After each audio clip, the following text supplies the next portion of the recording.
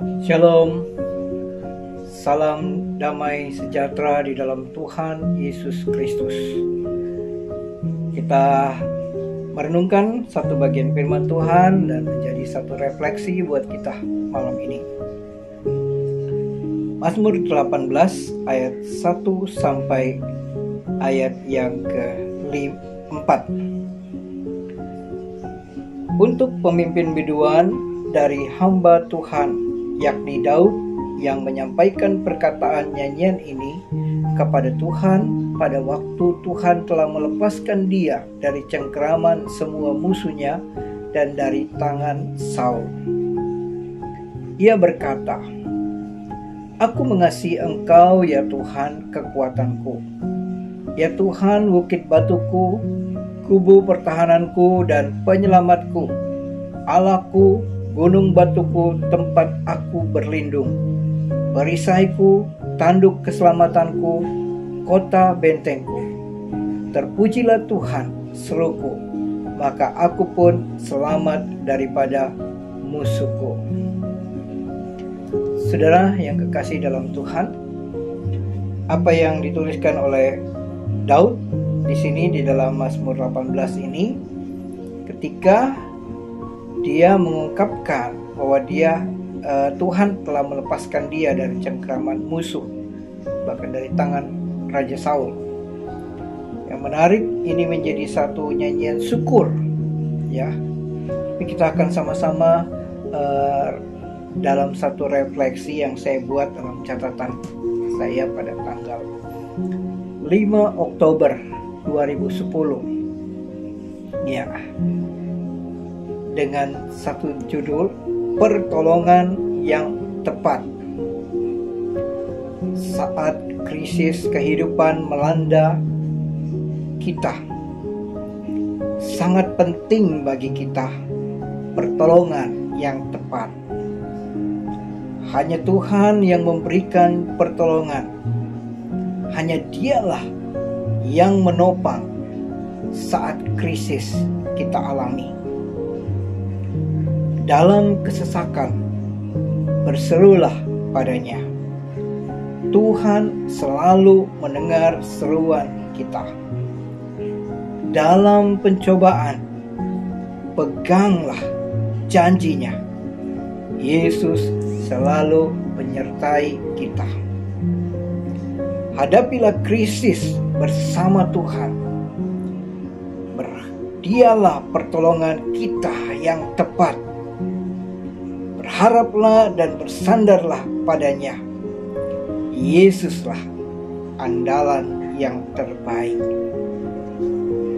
Saudara, Raja Daud telah membuktikan bahwa dalam keadaan krisis dia berseru kepada Tuhan, dan Tuhan dapat diandalkan untuk memberikan pertolongan yang tepat pada waktunya, tepat sesuai dengan kebutuhan, tepat dengan apa yang kehendak Tuhan untuk kita alami. Jadi harapan terbesar kita di dunia adalah kita memperoleh pertolongan yang tepat dari Allah di surga. Saudara, berita-berita yang kita dengar, berbagai situasi yang sulit sedang dihadapi saat ini.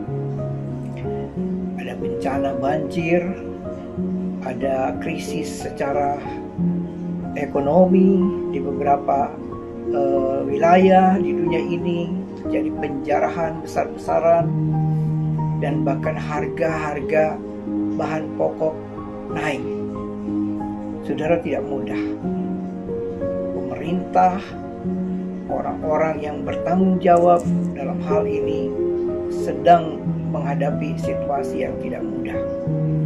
Tetapi dalam situasi seperti ini kita dapat merenungkan ketika Daud dilepaskan oleh Tuhan dari musuhnya, bahkan dari tangan Raja Saul.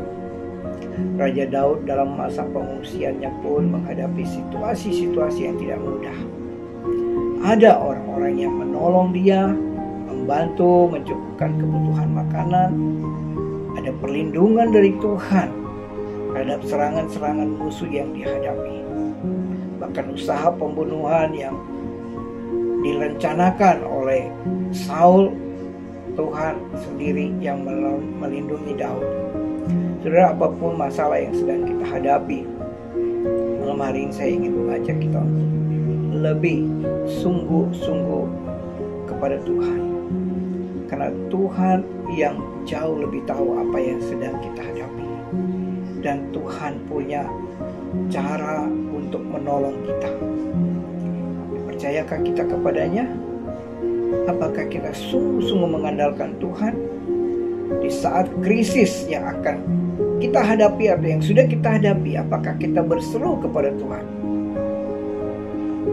Keadaan apapun, tidak ada yang terbatas di hadapan Tuhan. Tuhan mengetahui dan Tuhan pasti menolong kita. Istimewa pemeliharaan Tuhan itu, walaupun kita ada di dalam situasi yang terburuk sekalipun, ya, itu menjadi kesempatan bagi kita untuk melihat kebaikan Tuhan.